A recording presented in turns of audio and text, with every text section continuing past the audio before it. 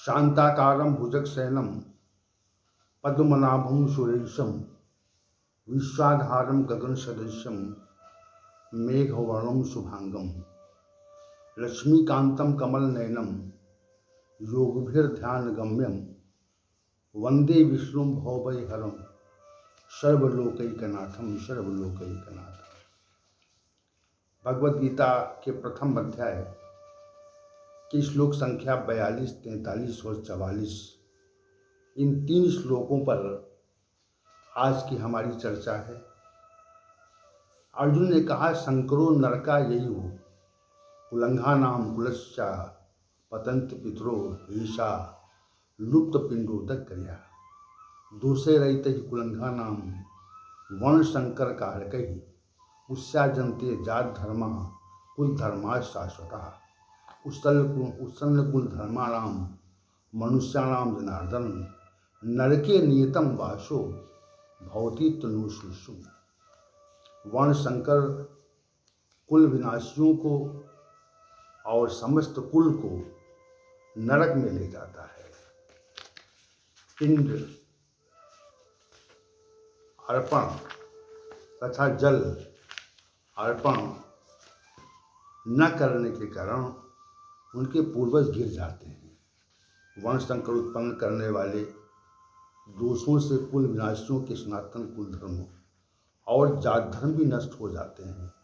हे जनार्दन, कुल धर्म नष्ट होने पर मनुष्यों का अनियत समय तक नरक में वास होता है, ऐसा हमने सुना है।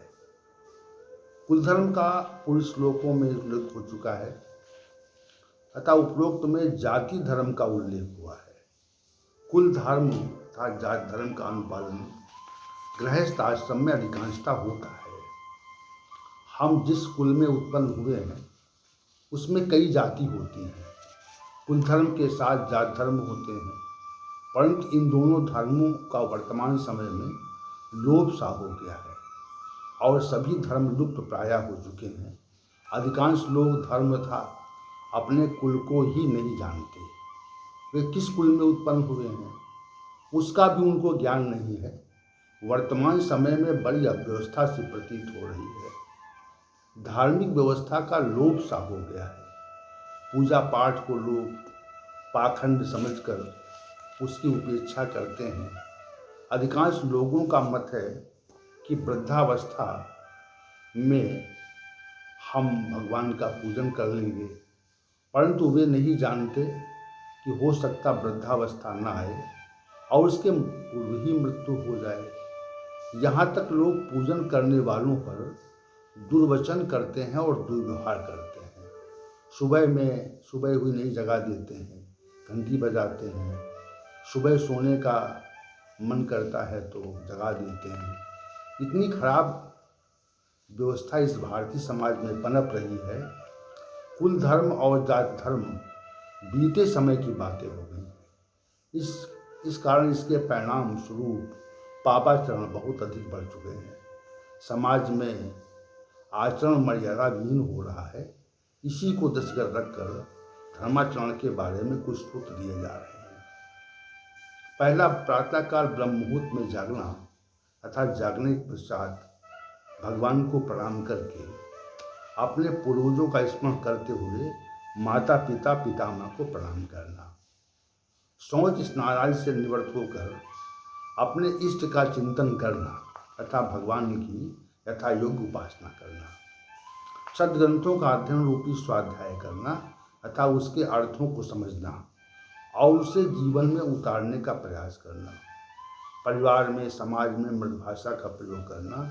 किसी पर कोप और गुस्सा न करना। किसी के द्वारा अपना अहित करने पर भी उसके अहित की चेष्टा न करना। किसी से असामाजिक व्यवहार न करना। सदैव मर्यादित आचरण करने का प्रयास करना। शरीर परिवार के पालन हेतु शास्त्र सम्मत कार्य करना तथा परिश्रम पूर्वक धन कमाने की चेष्टा करना। किसी की बुराई चुगली न करना, न किसी को सुधारने की चेष्टा करना। सबसे सद्व्यवहार करना। आयु में छोटे बड़ों का यथायोग्य सम्मान करना। अपने पुत्र पुत्रियों की यथायोग्य शिक्षा की व्यवस्था करना, परिश्रम प्रार्थनानुसार जो कुछ प्राप्त हो जाए उसी में संतुष्ट रहना, राग देश आदि द्वंद्वों से अपने को सदैव पृथक रखना, पशु पक्षी कुकर सुकर योनियों चांडाल आदि में समबुद्धि रखना, किसी भी कार्य को करने के पूर्व अच्छी प्रकार से विचार करना कि ये कार्य शास्त्र सम्मत है अथवा नहीं है। शास्त्र सम्मत न होने पर उस कार्य को न करना। ये सारा संसार स्वप्नवत है ऐसा समझकर व्यवहार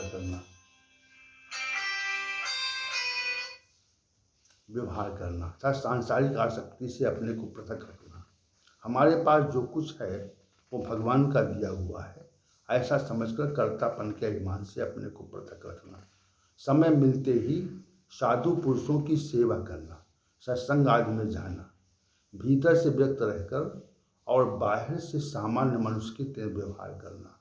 मनुष्य का अधिकार अपने उपयोग की सामग्री के संचय तक है, उससे अधिक संचय करना शास्त्र के अनुकूल नहीं है। सांसारिक वस्तुओं में स्वामित्व बुद्धि का परित्याग करना। स्वामी मनुष्य नहीं है, भगवान ही स्वामी है। ये सब वस्तुएं भगवान के द्वारा उपभोग के लिए प्रदान की गई हैं आदि आदि। वर्ण संकर कुल तथा कुलघातियों को नरक में ले जाता है। इसका अभिप्राय स्पष्ट है कि कुल की पवित्र मर्यादाओं का पालन जब नहीं होता है और मनमाने ढंग से आचरण कार्य होता है तो स्वेच्छाचारिता बढ़ती है और मर्यादा बिन आचरण बढ़ता है, इससे पाप बढ़ जाता है। पापाचरण ही नरक का कारण है, यह निश्चित नियम है। अर्जुन ने आगे कहा कि पापाचारी मनुष्यों का अनियत समय तक नरक में वास होता है। नरक की व्यवस्था वहाँ के शासक यमराज के अधीन है। किसी पाप का क्या परिणाम होगा हम ये जान नहीं सकते। पूर्व में भी इस संबंध में कुछ वर्णन किया गया, जैसा कि शास्त्रों में उल्लेख आता है।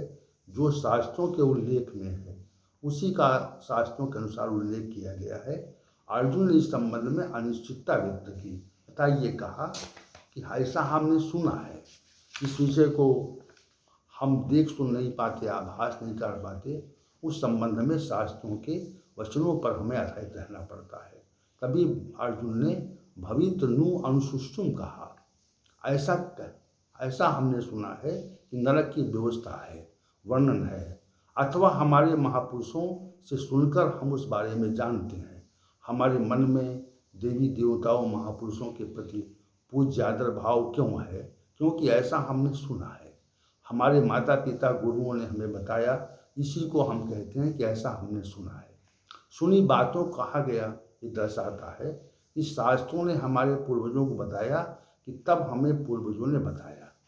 यहाँ पर एक तथ्य और स्पष्ट करना आवश्यक है। विषय दो प्रकार के होते हैं, एक लौकिक और दूसरा पारलौकिक।